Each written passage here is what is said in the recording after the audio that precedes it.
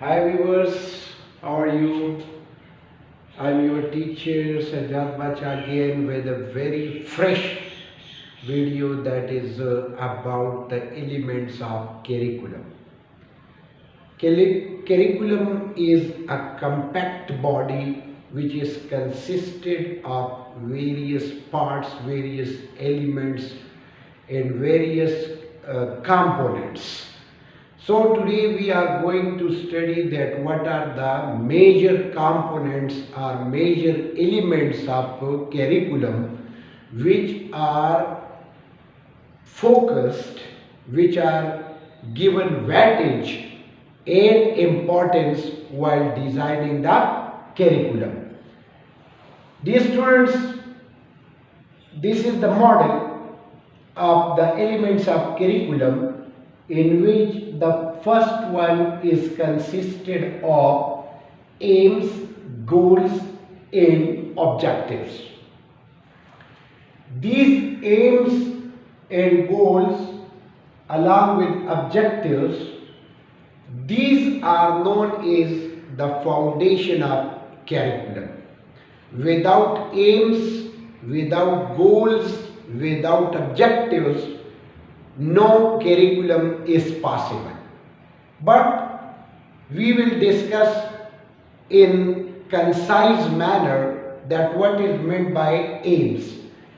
Aims are those targets which are long term, which cannot be achieved or attained in a short period of time. Aims of the curriculum are specified or marked by the constitution of the country, by the high-ups of the country, as well as by the curriculum designers. They are having the purpose and direction of the curriculum. Aims are on the top. Below the aims are the goals, which is a journey towards the achievement of the goal, and below the goal there is the third layer that is known as objectives. When the curriculum is designed with those objectives which are attainable, when the objectives are achieved, the curriculum will flow into the goals. When goals are achieved, the curriculum will flow towards the aims. After the aims, there are goals. Goals are a bit narrower than aims, but these are also long-term outcomes. And the example of the goal is to prepare students to be informed and responsible citizens. Now, if we study to be a responsible citizen, it is a goal, and that goal cannot be achieved in a limited period of time. It requires the time which shall be lesser than aims but greater than objectives. Then there are objectives, and for the objectives this abbreviation of SMART is applied by the latest curriculum designers, in which S stands for simple, M for measurable, attainable, realistic and time bounded. These are known as SMART objectives. SMART objectives are of short time. For example, if I say that by the end of the period, students will be able to define noun, so this is objective. But if I say that by the end of the term, the students will be able to develop their or to upgrade their speaking skill, that will be goals. And aims will be, or aim of the curriculum will be the development of language skills. So language skills development is aim, skill of speaking is goal, and the definition of what is listening skill, that is called objective. The second element, that is known as content or subject matter. Keeping aims, goals and objectives in mind, the curriculum designer goes for the selection of content or subject matter. And the criteria for the selection of content or subject matter is that there must be kept in mind the educational standard. Educational standard is related with the caliber, quality of the students and the needs of the students, that what the student should achieve. Contents or subject matter in curriculum should be inculcated in this pattern or in the style which will be focused on the attainment of certain goals, aims and objectives. Then contents should be overall development of the learner. It should be focused to CAP. CAP means cognitive domain, affective domain and psychomotor domain. Unfortunately, in our country, the curriculum is mainly related with cognitive domain. Affective domain is almost 80% neglected and only 20 to 30% of the psychomotor domain is functional. So, the curriculum which is focused on the development of CAP, cognitive, affective and psychomotor domain of the students, then that curriculum is known as an effective curriculum. Third, then it should be in sequential form. Sequential form means from simple to complex, from known to unknown, as well as first there will be the development of cognitive domain. After the development of cognitive domain, there will be a shift to the development of affective domain. And after the development of the affective domain, there will be shift to psychomotor domain. There must be kept in mind the cultural and social context, that what are the rules of the culture and of the society. For example, we have an Islamic based culture and society, so the contents should not be selected which are in tussle, which are opposed to the Islamic cultural and Islamic society. Then technology integration. Technology integration means that curriculum should not always be based on manual work. It should not be only based on ideas.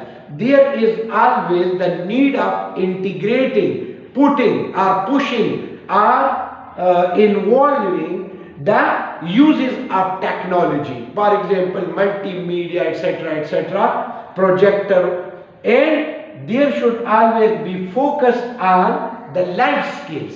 Life skills are those skills with the help of which the learner will be able to pass a successful life in the environment, in the society in which they are living. After the contents, there is the third element of curriculum, that is called methods or strategies.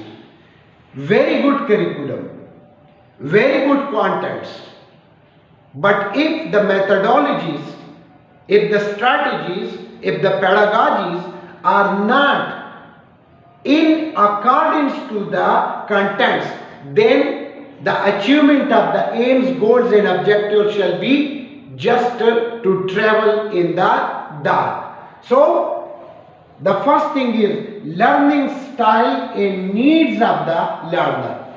Teaching methods should always be designed keeping the mental caliber as well as the needs of the student. For example, in 21st century, the greatest need of the learner is their affiliation, their knowledge regarding the operation of technological devices, for example, laptop, Android, cell phone, laptops, etc., etc. Then there should be scaffold learning. Scaffold learning is the type of learning. Scaffold, it is a type of bridge in which a long bridge is suspended with a main wire. So it is the type of learning in which the complex whole, means a complex body of knowledge, will be divided into chunks or into various parts to make it easy for the learner. And again there is the need of incorporate technology. Incorporate technology means that this is not the age of theory, this is not the age of views, it is the age of performance. Curriculum should be performance based, but for performance there is always the need that cognitive domain must be fully enriched with knowledge, because if cognitive domain is not fully matured, it has not assimilated and accumulated material, then the use of technology will be useless. The last one, then all the three aims, goals, objectives, content, subject matter, method, strategies, these things came under the umbrella of evaluation. Evaluation means a systematic process of collecting data, analysis of data, and passing judgment. So there should be clear learning objectives. Now, if the objectives are not clear, the evaluation will not be up to the mark. If the objectives designed for the curriculum are clear, then the evaluation will be realistic. It will be having validity. It will be having reliability. Then evaluation methods. What type of evaluation methods will be used? Either we will go for diagnostic evaluation before the launching of the curriculum, then formative evaluation during the teaching learning process, and summative evaluation that will be carried out at the end of every academic year. Evaluation timing. At what time, what type of evaluation will be carried out? Diagnostic evaluation will be carried out at the time of induction, at the time of admission of the students. Informative will be carried out when teaching learning process is in progress, and it includes class test and terminal exam. And summative evaluation will be carried out at the end of the academic year. Annual exams or final term exams are the example of summative evaluation. Evaluation rubrics. Evaluation should not be made in the air. There should be proper rubrics, proper guidelines, proper parameters, that through evaluation we will go to check the contents, the methodologies, and the achievement of the goals and aims. Then feedback mechanism.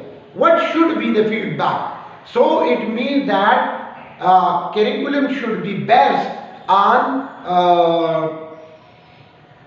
some aspects through which the evaluation will be carried out. For example, questionnaire, for example, interviews or observation should be carried out to frame the feedback, and in light of that feedback, further improvement should be inculcated. And the last one, in light of this feedback, teachers' training should be initiated, because teaching is a professional field.